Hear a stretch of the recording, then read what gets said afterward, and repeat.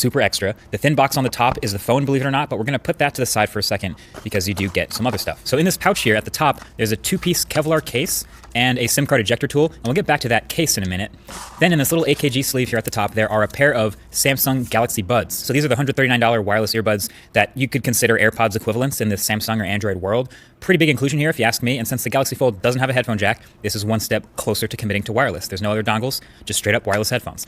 Then there's also a fast charger and USB-C to full-size USB dongle in the box. And then on the other side in those boxes, there are more rubber tips for the Galaxy Buds and a USB-C to USB-A cable. And then that's it for accessories, which brings us back to this thin white box from the top. Just like the other box, it says Galaxy, but folded, so Galaxy Fold. And inside is the phone, folded flat. So that's why it's so thin. I don't know exactly why they ship it like this, if it's to avoid having a big crease from the factory, or it's just more dramatic, or both, or neither, I don't know. But it ships flat. This is the black one. And then I'll shut up for a second so we can get the plastic off it. Always fun. So booting it up for the first time, the setup process is pretty much identical to the Galaxy S10 or any other Samsung phone. You sign into your Google account, you sign into your Samsung account. You can do this on the front screen or on the inside screen, but like I said in the first impressions video, that keyboard is kind of small, so I prefer the bigger screen. And then by the end of it, eventually, you end up in the Galaxy Fold with the smart, stock, black butterfly wallpaper with the pitch black pixels around the edges and the middle. That is the unboxing experience. Now about that case it came with. So any case for the Galaxy Fold that anyone makes will either have to be foldable or come in 2 pieces. This seems like the smart way to do it. It's a 2-piece Kevlar sort of flexible material, but it avoids that huge hinge and it has no moving parts. It has adhesive, of course, also on the inside that you can line up to attach it, but you don't actually have to use the adhesive if you don't want to. I found the installation goes on and comes off just fine.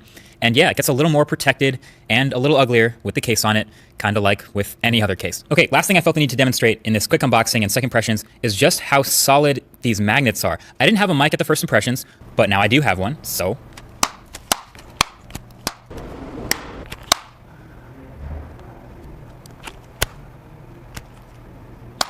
That is just super satisfying. Flip phones are back, and for good reason. So there's a magnet in each side of the Galaxy Fold, about 2/3 of the way down, as demonstrated by this magnet paper, my new favorite scientific observation tool.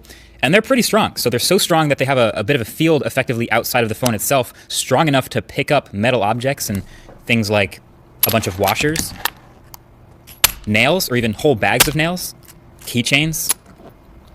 And I even had a small wrench that worked, and an Apple Pencil, which of course has a piece of metal in it for the iPad's magnet, that worked, and a really, really big Allen key. It's made of metal, and it can pick it up. This magnet is for real. So just had to share that little proof from what I was talking about from the last video. Again, I'll link that below. Still forming all of my thoughts, but man, this thing has really distracted me from the P30 Pro I've been using. That review is coming up as well, alongside the Retro Tech Episode 1 on the original Game Boy. It's a good time to be a video nerd.